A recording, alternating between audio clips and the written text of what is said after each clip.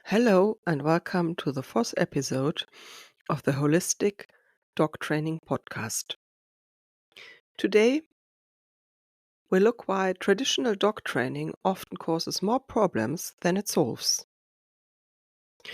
Your dog is a little rascal on the leash. He barks, pulls, acts out, and doesn't listen to you. Every walk is a torture. Off leash is impossible. Your dream. Your dog walks calmly on the leash. Encounters are not an issue for you. You can sit relaxed in a cafe and he can run free in the meadows because the recall is perfect. You start with YouTube tutorials. They are colorful and for free, but somehow they don't help. Then you try self learning courses for a small fee. You stumble upon ads like the perfect sit in 5 minutes, service dog level in 2 days. It's all a matter of mindset. Obedience in 2 days with just 10 minutes of training daily. It sounds tempting. To me, it sounds like 6K in 3 months or lose 10 kilo in 2 weeks with a simple trick.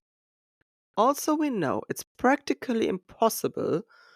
Hope dies last, and we keep clicking. Many of my clients have had the following experience. These super trainers with these amazing programs would wave off as soon as the word rescue dog came up in the conversation. If it was a dog from board or a stray, it was over. Forget it. This will never work. You won't succeed. Find a new dog. They can't do it. Time and money evaporate. Your dog's behavior gets worse. Hope fades. You feel awful and think maybe you failed.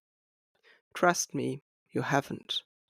I've been working with rescue and foreign rescue dogs for over 10 years. Street dogs, abused dogs, traumatized dogs, wrongly or not at all trained dogs. Most programs work well for small issues with well domesticated house dogs. And well domesticated is not a badge of worth.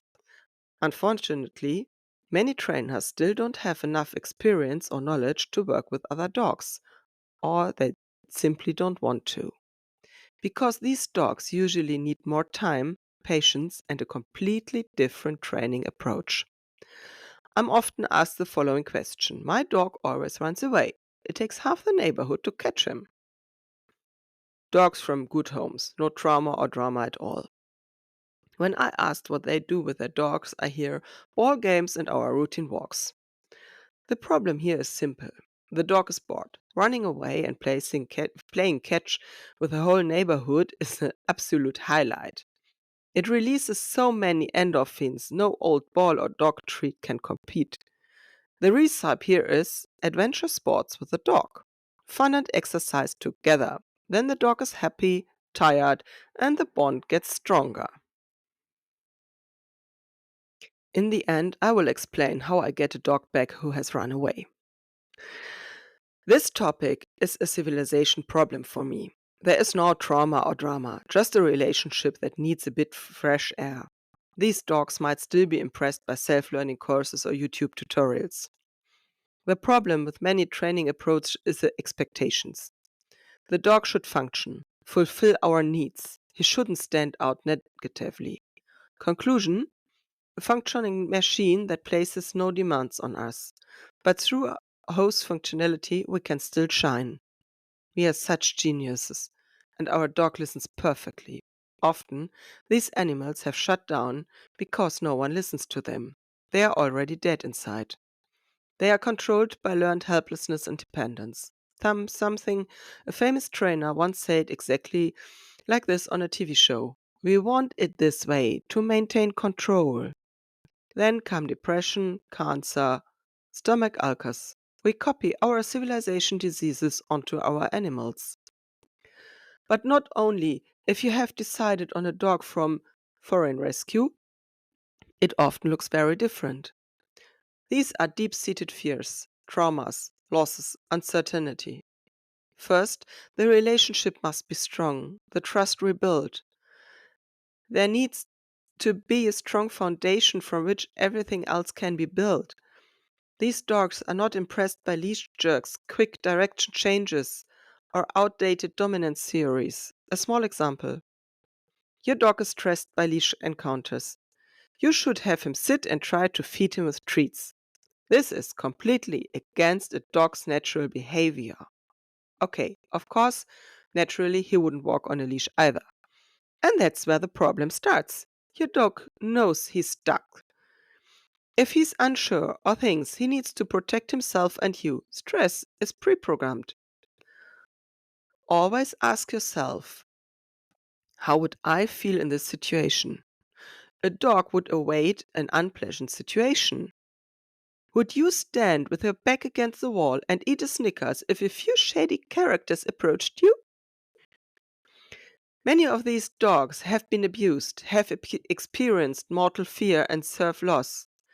They need lots of time, patience, and love. And that doesn't mean the dog has free rein and I can't demand anything. We want to help this dog. That means we have to get the dog out of his comfort zone, but with a lot of tact and sensitivity. And you don't do that with a YouTube tutorial or self-learning course. You need an experienced behavior therapist for your dog. You need one-to-one support, an open ear, availability when the need is greatest. Yes, it costs time, money, and patience, but you learn for life, and afterward, you have the best partner by your side that you could wish for. And now back to the topic, how do I catch a dog who has run away? Basically, running after him is not a good idea. That signals to the dog, oh great, we are all running in the same direction, either out of playing instinct like chasing or because we need to flee from something. So it's always good to move in the opposite direction. Whether fast or slow depends on the dog. With my border collie, I have to run fast to get his attention and underline the urgency. You have to make yourself interesting to your dog. So walk away. Have a toy with you, and if not, make a ball out of the leash and play with it. Always keep your dog in the corner of your eye. Go to the ground and get excited about something great you found down there. Play on the ground with the leash. Make joyful noises. Make yourself interesting. When your dog comes, don't immediately grab him and leash him. Show him what you found. Play with him briefly. Be happy that he came to you, even if that's sometimes hard. And of course, not all dogs are like this when they run away. Sometimes they really start to chase and run away for hours, or you can't find them immediately. This is just in one case that the dog wants to play. And then think about what you can do with your dog to make him prefer to be with you in the future rather than alone. And please, no treat bags. That is frustrating, supports learned helplessness and dependence. Why? I will tell you in the next episode. I hope you enjoyed this episode. Let me know if there's anything else you want to know. Please do not hesitate to contact me if you need help. Like, comment, and share the podcast.